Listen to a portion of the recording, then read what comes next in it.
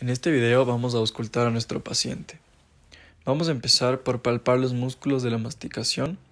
En este caso, con las yemas de nuestros dedos, vamos a sentir si es que estos músculos se encuentran hipertónicos. Empezamos con el músculo temporal en su parte superior, media y baja. Después seguimos por el músculo massetero. Y por último vamos a ver si es que el paciente presenta nódulos linfáticos inflamados.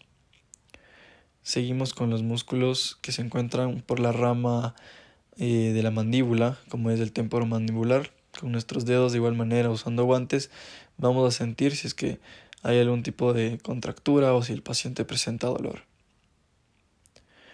Aquí vamos a sentir la articulación temporomandibular.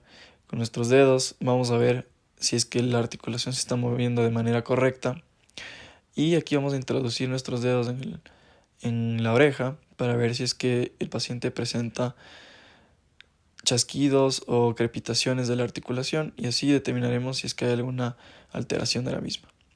Y por último, aquí vamos a ver si es que hay alguna alteración en los ligamentos de la articulación y la mandíbula se puede mover de la manera correcta, si es que hay retención o si es que se mueve con facilidad.